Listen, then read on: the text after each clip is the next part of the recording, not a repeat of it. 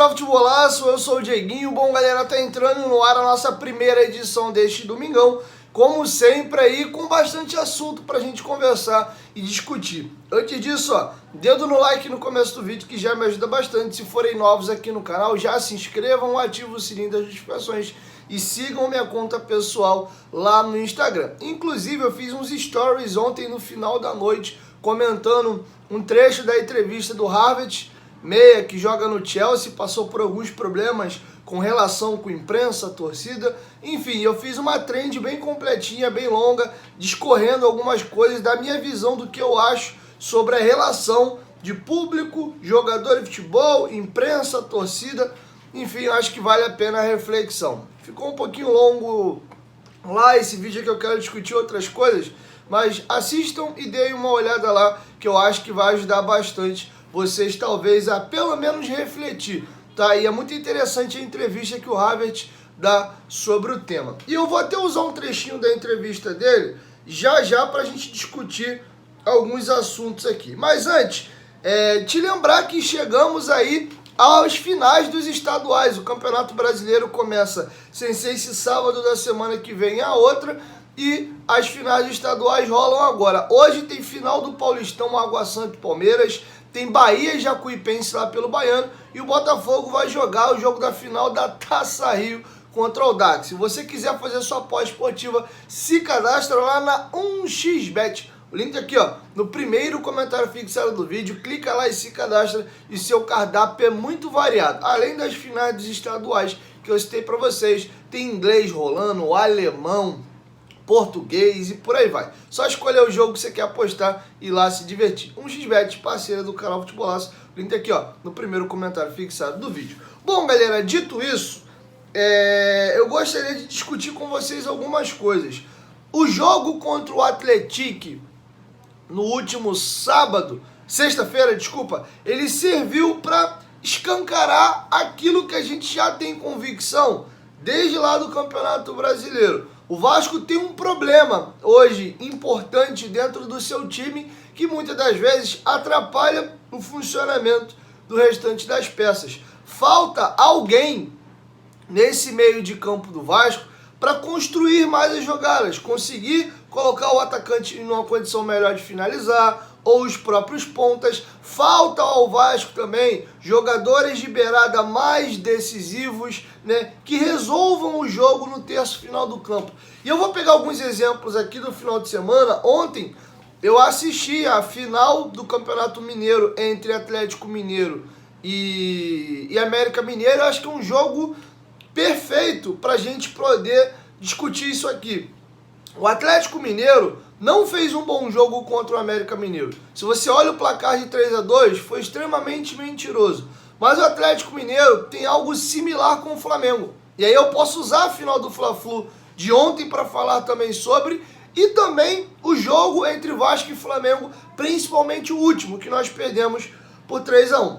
Alguns times no futebol brasileiro, como Flamengo, Palmeiras, Atlético, o Fluminense é mais coletivo, ele tem um cara muito letal no terço final do campo, que é o Germancano. O Arias também é um cara muito importante, o Ganso, quando está num bom dia, também é enjoado, mas letal mesmo, que você fala, irmão, tu deu mole esse cara que vai te arrebentar com o jogo. O Fluminense ainda tem um Cano. O Vasco hoje não tem nenhum jogador nesse sentido. O Alex Teixeira vem fazendo bons jogos, Tô super satisfeito com a temporada do Teixeira. Mas antes de começar o jogo, você não fala assim, irmão, se demora, Alex Teixeira vai meter 3 gols hoje, vai rabiscar 3, vai meter um companheiro na cara do gol. Não, ele tem feito bons jogos, mas não é ainda aquele cara decisivo, por mais que ele tenha feito gols nos clássicos, atuado bem. A gente não tem hoje ainda no elenco um Hulk, um Arrascaeta, o próprio Everton Ribeiro que está no banco, um Germancano, um Pedro, um Dudu, um Veiga. Esse cara no terço final do campo, que ele decide, que ele arrebenta com o jogo e muitas das vezes faz a produção dos companheiros subir. Tá nítido e tá claro isso para todo mundo. E o jogo ontem entre América Mineiro e Atlético Mineiro, o América toma um gol com 1 minuto de jogo, jogada pela direita ali, o Pavão corta por dentro e mete uma pancada na gaveta, jogada individual, 1-0, e depois o América em cima, o Johan recebe uma bola, vem carregando pelo meio da área, tira um pouquinho do jogador e dá uma chapada de fora da área, bem no cantinho, o Cavicchioli nem pula. Jogada individual. E aí o América começa. O Benítez entra em campo. Benítez entra em campo não, entra em ação, né? Ele já estava no campo, ele é o camisa 10 titular do América, vem jogando muito bem por lá e mete 2 gols, 2 golaços. Uma falta que ele sofre a falta, ele dribla 2, toma a falta. Uma jogada ensaiada, o cara rola, ele dá uma cacetada, a bola pega um efeito absurdo e cai no meio do gol. Lembra até um pouco o gol do Figueiredo contra o Bahia na Série B ano passado, que o Nenê rola e ele dá uma pancada. A diferença é que a pancada do Figueiredo foi reta e mais forte, a do Benítez fez uma curva absurda que matou o goleiro Ellerson. E logo no comecinho do jogo, uma tabelinha ali, uma bola por cima, o Benítez mete por baixo das pernas do goleiro, 2-2. E o América em cima, logo depois tem um pênalti, o jogador troca o pênalti pelo gol, né? Ele mete a mão na bola para não deixar sair o gol. E o Hulk no último lance do jogo, faltavam 10 segundos para acabar o jogo, uma jogada individual, ele e o Paulinho, caixa. Então falta muito isso. O Fluminense amassou o Flamengo no primeiro tempo ontem, não fez o gol. No segundo tempo, Ayrton Lucas e Pedro mataram o jogo. O que eu tô querendo dizer com tudo isso aqui? Falta isso ao Vasco. O Vasco hoje precisa de ajuste pontual. Nós temos 2 bons goleiros, nós temos uma boa dupla de zaga. Fiquei muito satisfeito com a entrada do Paulo Henrique na lateral direita. Eu falei, opa, tem um lateral interessante ali. Cara agudo, vai no fundo. Nós temos um bom primeiro volante que é muito jovem, mas jogou muito bem. De novo contra o Atlético. Um jogador de qualidade, o Rodrigo, muito na característica do desarme. Ele não é um grande construtor, não é um Casimiro que rouba e faz lançamentos mirabolante, chega no ataque do adversário de vez em quando, chuta de média e longa distância, faz seus golzinhos. Não é isso, mas é aquele jogador à moda antigo, carregador de piano. Tá muito bem o Rodrigo. Acho até que Andrei e Jair estão batendo cabeça. São os 2 jogadores de meio. Bota o Marlon Gomes no meio, vai. Os 3 jogadores, os volantes meia que o Vasco tem com mais qualidade. Isso é inquestionável, mas parece que o time, quando joga Andrei e Jair, eles batem cabeça.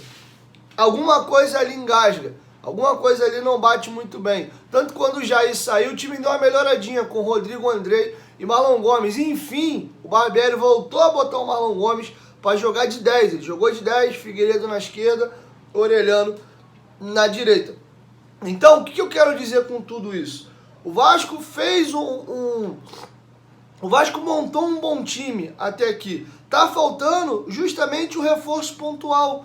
Um cara ali pela esquerda, pela direita, né? E até mesmo esse não necessariamente um 10, porque a gente fala tanto de 10. Tá muito difícil achar esse cara.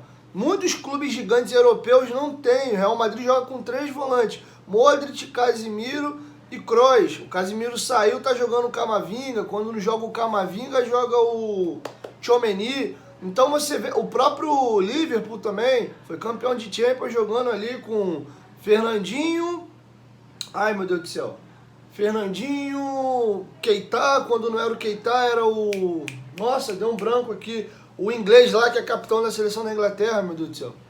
Fugiu o nome dele aqui agora. Que chuta de longe pra caramba. Henderson também, um meio campo ali, né? De jogadores de volante meia.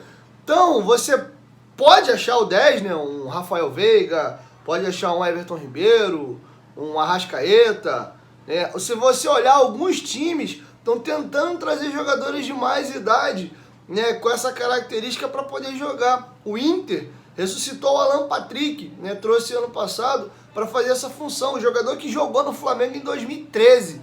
Né? O Alan Patrick, não sei exatamente a idade dele, mas com certeza passou dos 30. O Santos está tentando recuperar o Lucas Lima, que estava encostado um tempão no Palmeiras, foi para o Fortaleza, também não rendeu, ficou encostado, e o Santos trouxe para o Paulista para tentar recuperar. Porque esse jogador de ligação por dentro está muito difícil achar.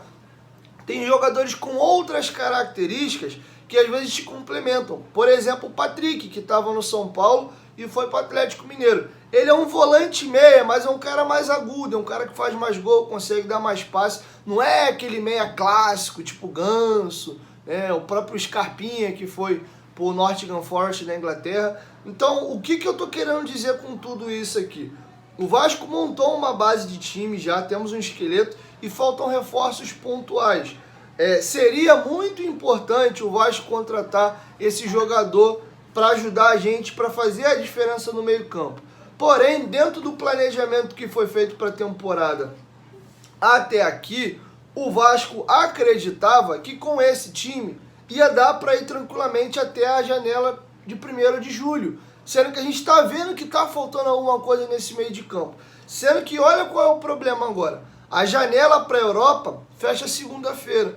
Se o Vasco não contratou esse jogador, não vai chegar até segunda-feira. Foi prorrogada a janela para o dia 20, por causa daquele problema lá do Água Santa, mas é para a janela interna. E aí eu pergunto para vocês agora, quem atuando no Brasil a gente consegue trazer hoje para ajudar, né, esse período aí dessas 13 primeiras rodadas, para aí sim, quando abrir a janela da Europa, você trazer esse jogador botando uma grana mais pesada, de mais tarimbo no meio campo. E o que eu tenho me incomodado um pouquinho, e é a minha maneira de enxergar as coisas, o que eu não tenho gostado é o seguinte: se você pega o termômetro da torcida do Vasco, principalmente em rede social, o clima que está se criando, parece que está um pesadelo, que está tudo errado. Parece que nada que o Vasco fez até aqui prestou. É notório para todo mundo que precisam acontecer ajustes. Precisa desse meia ou desse volante meia mais agudo, pouco importa. Precisamos de um cara, de alguém no meio de campo, seja ele um meia clássico ou um volante meia, que consiga gerar mais jogo para o time no meio campo, fazer com que a engrenagem do time no sistema ofensivo melhore e até jogadores de beirada mais prontos. O Orelhano eu acho que vai dar muito caldo, vai ajudar muito a gente no Brasileiro, mas é nítido que é aquele jogador que vai precisar de uma adaptação e de uma transição. Teve 2 lesões musculares e agora ele vai começar a atuar. O Peck é aquilo que a gente já sabe, o Figueiredo. São 2 pontas que se notabilizam muito mais pela recomposição defensiva do que ajuste no terço final do campo. E eu falei várias vezes isso no começo do ano. O Peck de novo começou bem, mas o Peck sempre foi o leão de estadual. Quando vai chegando o Brasileiro, a setinha dele vai caindo para baixo. Por exemplo, mas são úteis, eu quero eles no elenco. São bons jogadores para estar no grupo. Por exemplo, o jogo contra o Atlético Mineiro lá em Minas é um jogo que, na teoria, a gente vai muito mais se defender do que atacar. E o Figueiredo e o Peck são excelentes para esse tipo de jogo. Vai te ajudar, vai defender, vai brigar, vai morder, vai ter campo para puxar contra-ataque. O Figueiredo, com espaço, ele tem um chute de média e longa distância, vão te ajudar. Agora, contra o ABC em São Januário, contra o Atlético, contra o Bangu, esses jogos que tu vai pegar um adversário fechado e que você tem que criar, eles te acrescentam muito pouco. O Figueiredo não precisa marcar tanto nesses jogos, ele não tem tanto espaço para esse chute de média e longa distância. O Peck idem, pode ver que ele vai de perna trocada, ele vai no fundo, volta atrás para dentro, dá no volante, dá no lateral, dificilmente ele termina a jogada. Então, são importantes para estar no elenco, mas num outro contexto, né? Quando o time precisar ser mais reativo, um jogo contra o Palmeiras, por exemplo. Então faltam esses caras. O Orelhano poderia ser esse jogador, mas eu estou sentindo que ele ainda está nesse processo de adaptação ao futebol brasileiro. O Conca levou quase um ano para botar todo o seu potencial para fora. O Arrascaeta não chegou no Brasil já arrebentando. Ele levou um processo, levou um período, um tempo também. A partir da segunda temporada que ele começou a jogar melhor e virar esse grande jogador mesmo no futebol brasileiro, ele virou quando vestiu a camisa do Flamengo. Até o Cruzeiro ele era um bom jogador. Você pode pegar aí a opinião pública, a crônica, a opinião da época, ele era um bom jogador e ponto. Isso foi potencializado quando ele chegou no Flamengo. Não só porque a mídia exalta isso, caramba, não, porque ele atingiu a maturidade máxima dele mesmo. E o Flamengo tem uma questão que, se você pegar, boa parte dos jogadores que chegaram em 2019 eram novos. Gerson, na casa ali de 23, o Pedro também, que veio no outro ano. O Gabigol, quando chega, tem 22, 23. O Gabigol tá tantos anos jogando aqui no Brasil que você pensa que já tem quase 30, né? O Gabigol tem 25 a 26 anos de idade. Então são jogadores mais ou menos com a idade dos atletas que o Vasco vem contratando, tá? Então é por aí. Então, acho que tem alguns jogadores que eles vão adquirindo a maturidade um pouquinho mais para frente. Então é isso. O que eu quero dialogar com o torcedor, todo mundo já entendeu que precisam chegar essas peças. Mas o que eu não consigo compreender é esse ambiente e essa atmosfera de terra arrasada que nós, vascaínos, sempre parecemos que temos a necessidade de criar. Toda vez que o Vasco tem um resultado ruim, uma semana ruim, automaticamente a gente cria o pior cenário e pior atmosfera possível. Eu até discuti muito ontem com o pessoal no nosso grupo de membro, no WhatsApp. Eu falei, cara, infelizmente eu acho que o Vasco vai viver esse inferno ainda um bom tempo. Enquanto o Vasco não tiver, por exemplo, 2023, acabou classificado para Libertadores, que seja em nono, vai, abriu porrada de vaga, foi. Aí ano que vem, o ano inteiro faz um campeonato, vai à final do estadual, vai até as quartas de final da Copa do Brasil, começa desde o início do Brasileiro brigando em cima, acaba lá, sei lá, em quinto. No ano seguinte, aí o torcedor já em momento algum vem na cabeça dele, perdi 2 jogos, vai cair, pelo amor de Deus. O Vascaíno virou um torcedor traumatizado. E aqui tem um outro lado da moeda. Além do torcedor, o grosso, né, ele ter virado um cara pessimista ao extremo e traumatizado pelo que o Vasco fez ele viver nos últimos anos, tem os aproveitadores, que a gente sabe que tem muito no Vasco. Tem uma galera que enquanto o Vasco tá ganhando, o cara tá quietinho, não dá um espirro, não fala nada, some. O Vasco toma 3 cacetes. Aí, ó, eu falei, essa 777 é isso, é aquilo, não sei o que, IP, IPA, porque a gestão, porque isso, porque aquilo, porque o vizinho, porque o assado, eu avisei. Tem essa turminha. Enquanto o Vasco tava ali ganhando clássico, jogando pra caramba o Fluminense, pancou o Flamengo, tava tudo bem, ninguém falava nada. Caiu pro ABC, saiu do Carioca, começa.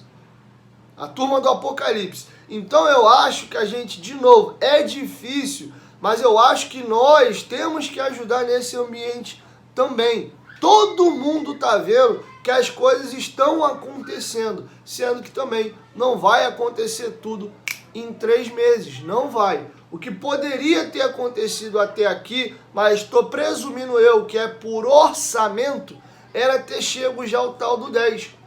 Eu até fiz uma analogia, ou meia, né? Eu fiz uma analogia lá no canal do Edmundo, no Mundo Ed, é o seguinte: Edmundo, empresa trabalha com planilha e com organização. O Vasco gastou 107 milhões até aqui na janela, perfeito, perfeito.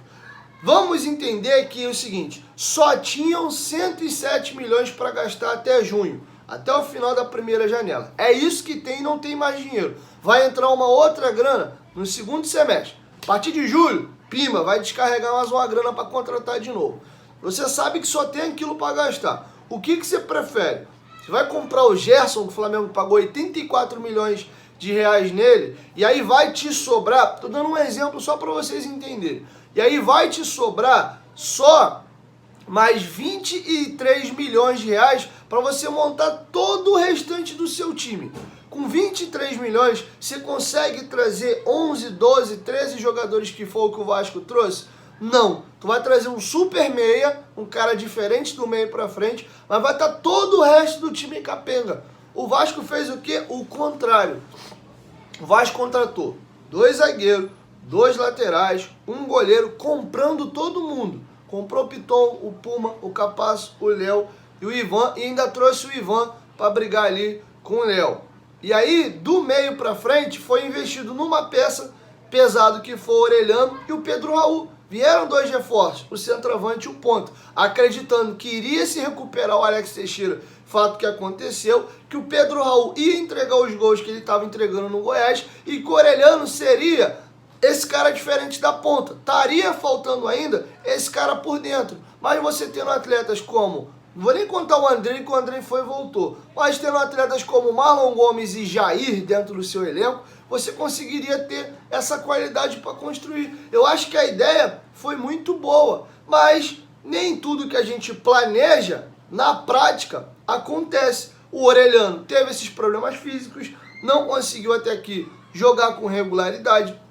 O Pedro Raul começa bem, mas teve uma queda agora. O Vasco tá com dificuldade de acertar o meio. Você pode ver que é basicamente sempre o mesmo time. O lateral no mundo, o zagueiro no mundo, nem o goleiro. O meio campo ele troca toda hora. O meio ponta. Tem hora que o Teixeira joga de 10, tem hora que o Teixeira joga de ponta. Tem hora que o Rodrigo tá no time, tem hora que o Rodrigo tá fora. Tem hora que ele bota o Galaza e o Barros pra jogar. Tem hora que os meninos nem entram no jogo. Tem hora que o Andrei tá de primeiro volante, tem hora que o Andrei tá jogando de segundo volante. Então, ele muda o tempo todo. Tem hora que é o Eric Marcos que é o ponta, tem hora que é o Teixeira, quando não, às vezes, foi o Figueiredo. O Peck sempre tá mantido ali na direita, porque o Orelhano quase nunca tá apto a jogar. Então, você vê que o Barbieri tá quebrando a cabeça para acertar esse time do meio para frente. E é onde o Vasco vai investir na segunda janela. Então, é só isso que eu queria dialogar com vocês. Tá todo mundo vendo o que precisa ser feito, sendo que tem um cronograma a ser seguido. E outro ponto,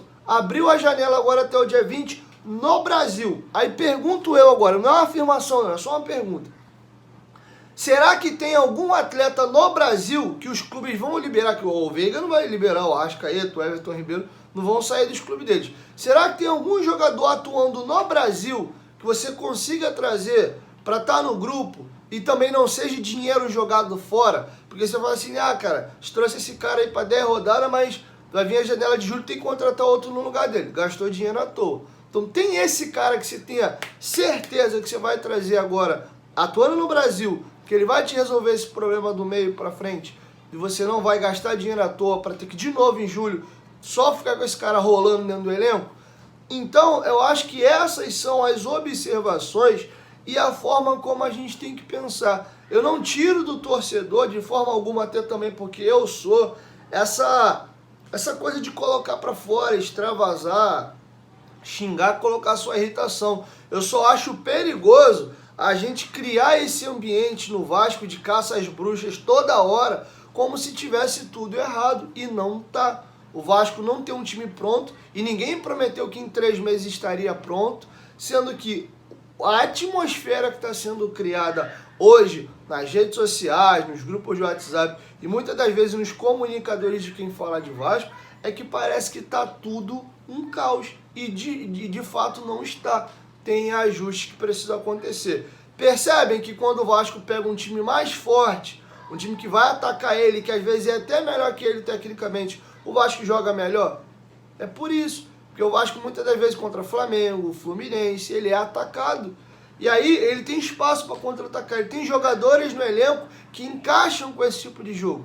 Mas quando ele pega Volta Redonda, Atlético, ABC, o negócio dá uma encrespada. É isso, a gente precisa de alguns ajustes. Então não tá a terra arrasada. Eu não consigo ver o Vasco com esse time brigando contra rebaixamento até a 13ª rodada, não consigo. E ainda assim, vão ter mais 25 rodadas para frente, aonde o Vasco vai contratar.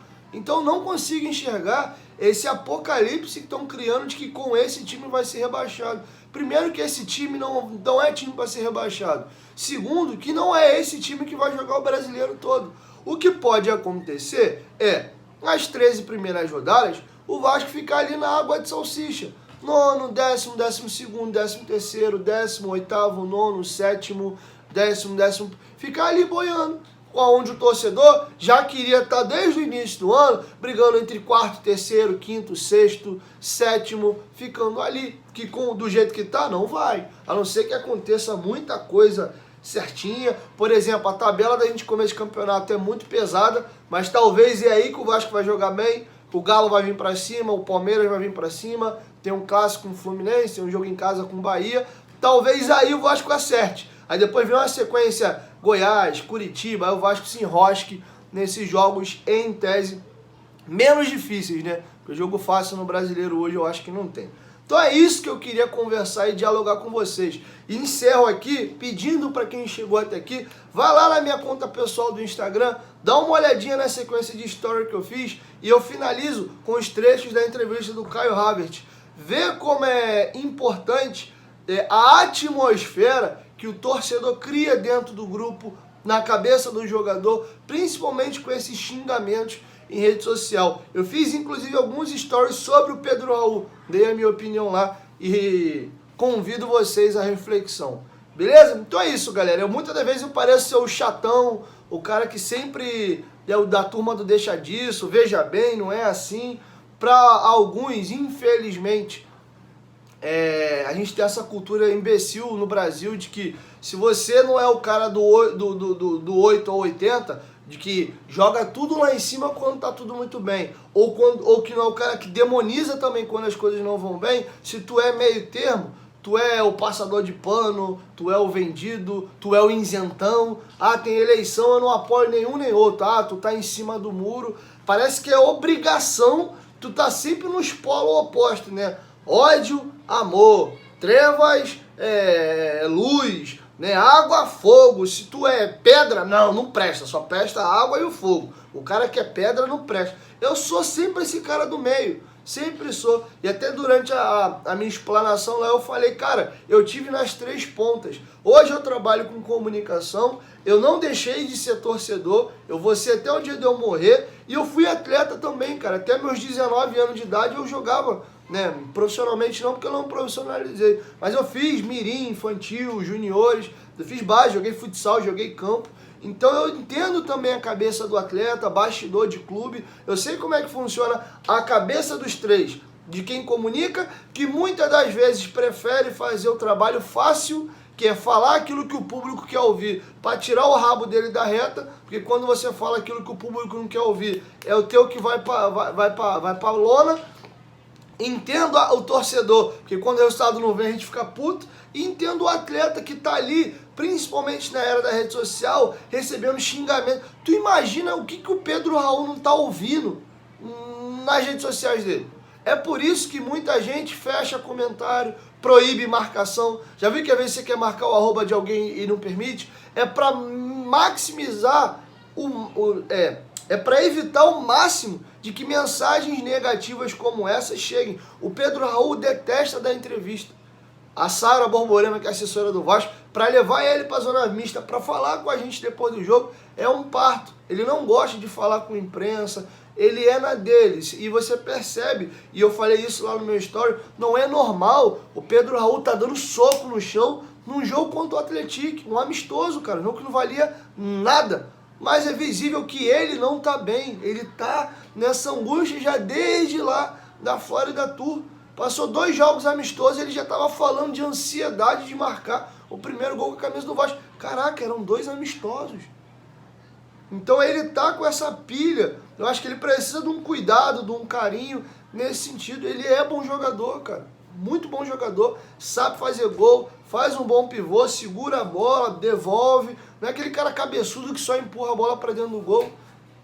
Enfim, eu acho que as coisas vão acontecer. E de novo, não vou ficar aqui com aquele papel populista o tempo inteiro, sentando o cacete, porque a galera quer que sente o cacete. Eu vou criticar quando eu achar que eu tenho que criticar. E fiz algumas críticas aqui hoje. A gente precisa desse cara no meio, desse ponta mais agudo. Porém, o que acontece? A impressão para muita gente é que tu é o passador de pano. Não, cara, é porque eu tenho educação. Eu consigo colocar as minhas opiniões e fazer críticas de forma educada. Eu não preciso chamar ninguém de safado, ladrão, vagabundo, é uma porcaria, mentiu, é isso, é aquilo, para poder emitir opinião. Só precisa ter ódio e raiva no coração o tempo inteiro para fazer críticas. Não, se dá para fazer críticas de forma educada. E ajudar o público em casa, de novo, a refletir. Eu falo muito sobre isso. Fazer o público refletir, a gente sair dessa superfície rasa que é comentário esportivo. Ganhou é bom, perdeu uma porcaria. Se tem resultado, tá tudo bem. Se resultado não vem, tá tudo errado. O Corinthians foi eliminado na pré-Libertadores pro Tolima. A opinião pública e todo mundo ali manda o Tite embora. O Andrés teve culhão, segurou, o Corinthians ganhou tudo depois. Brasileiro, Libertadores, Mundial. Com o mesmo cara que todo mundo queria que mandasse embora. O Vasco começou o ano de 2011, uma tragédia. Perigando a ser rebaixado no estadual. Trouxe alguns jogadores, vice-campeão brasileiro, campeão na Copa do Brasil e semifinalista da Sul-Americana. Não é porque você tem alguns revés no começo do ano ou que a rota não começou certinha que você não tem como consertar. Como tem o contrário. O Cruzeiro foi o melhor time da fase de grupos da Libertadores de 19. Foi, acho que, campeão mineiro ou para as finais do Mineiro. E quando estourou a matéria do Fantástico, o time, ó, pum, foi rebaixado. Grêmio, idem, começa o ano bem, um baita time, a segunda ou terceira maior folha do Brasil, pum, rebaixado. Então tem exemplo para os dois lados. E nós temos um ambiente muito pesado no Vasco. E é isso que eu acho que o torcedor tem que dar um freio um pouco. Pô, tem que melhorar aqui, tem que contratar ali, tem que ajustar. Mas não vai cair, vai ser rebaixado, a porcaria, vai ser atropelado por todo mundo. Meu Deus, eu vou me afastar do Vasco, eu tô sofrendo, eu não aguento mais, eu vou largar o Vasco. Cara, o Vascaíno, ele é esse sofrimento o tempo todo. E ele faz todo mundo que tá em volta dele passar mal. Perceberam como eu diminuí a frequência de vídeo? Tá me fazendo mal, cara. Eu tô ficando sem vontade de gravar vídeo. De verdade, tô sendo sincero para vocês aqui. O ambiente do Vasco tá muito chato, pesado, odioso e dá vontade de tu ficar cada vez mais longe. Vim aqui fazer um vídeo, fechar comentário, não ler nada, não ouvir ninguém e meter o pé. Vem aqui, trabalho e sumo. Não quero ouvir a opinião externa, porque tá muito pesado, cara. Se pro Zé Ruela aqui, que não é ninguém no clube, que não tem importância nenhuma dentro do ambiente do Vasco, eu tô sentindo, tu imagina quem tá lá dentro. Tu imagina o Pedro Raul, que nego queria ver o capeta depois do jogo do ABC e não queria ver ele. O Léo Jardim, nego enche o saco do cara 24 horas por dia. Eu acho o Ivan melhor goleiro, tá? Ponto. Eu gosto mais do Ivan. Se eu sou treinador, o meu goleiro é o Ivan. Mas o Léo Jardim também não cometeu um erro absurdo, uma falha grotesca, que, meu Deus, tem que tirar esse cara do time pra onde? Não aconteceu nada disso. Um o Vasco comprou e o outro tá por empréstimo. E aquele que já é seu é o que o Vasco está dando prioridade agora. O que não quer dizer que daqui a pouco o Ivan não possa ganhar a vaga. E tá tudo bem, temos dois ótimos goleiros. Nós fomos rebaixados em 2013 porque a gente não tinha goleiro. Foi feita uma matéria na época que se tirasse só as falhas de goleiro, o Vasco não teria sido rebaixado e teria ido para Libertadores. Você tem noção do que é isso? O Vasco foi rebaixado, que se você tira os erros dos goleiros da gente, o Vasco teria ido para Libertadores em 2013. Michel Alves, Diego Silva e Alessandro. Se tu mete os três dentro do gol, não dava um goleiro. O Vasco podia jogar com 14, com 13, né? 3 goleiros dentro do gol e 10 jogadores na linha. Não ia dar jeito, porque os goleiros eram muito ruins. E o Vasco hoje tem 2 e uma carnificina o tempo todo em cima do Léo, cara. Então calma, galera, calma. Então é só isso que o chatão, o passador de pano aqui, o isentão, tenta falar com vocês. É muito difícil ter esse papel que eu tenho adotado desde o início do meu canal. Eu sempre sou atacado por ser o cara do meio termo. Ah, tu não diz que é isso nem aquilo porque tu não quer se comprometer. Ah, porque você... Cara, é meu jeito, cara. Respeita. Se você não gosta do meu jeito de comunicar, cara, tem um botãozinho se inscrever e desinscrever. Só não vem aqui mais ver meu vídeo, mas também não enche a merda do meu saco. Deixa eu ser do meu jeito. E eu não vou mudar porque você quer, cara. Entendeu? Ponto. É isso. O meu trabalho é dessa forma. Se amanhã depois eu mudar de opinião, eu quiser mudar meu jeito, aí é meu jeito. É quem me acompanhou sempre de um jeito e viu que eu mudei, tem o direito também de não assistir mais. Mas vamos procurar ter um ambiente mais saudável. Hoje, viver em ambiente de rede social, principalmente para quem está do lado de cá, para quem é vitrine, é muito difícil, cara. Seja o influenciador, o jornalista, o jogador, o apresentador, o treinador, sei lá, o cantor, sei lá, quem é vidraça, porque a relação do público com a vidraça é de pedra o tempo todo, cara. Dificilmente alguém chega e faz assim, ó, Ó, Diego, eu discordo da sua opinião aqui por isso, por isso. Porra, eu acho maneirão, às vezes eu até respondo. Mas não, tu é um merda, tu é um safado, tu isso, tua opinião é assim porque tu não sei o quê. Caraca, irmão. Porra, menos, né? Então é isso. Então, esse vídeo aqui acabou sendo meio com uma saladona de fruta.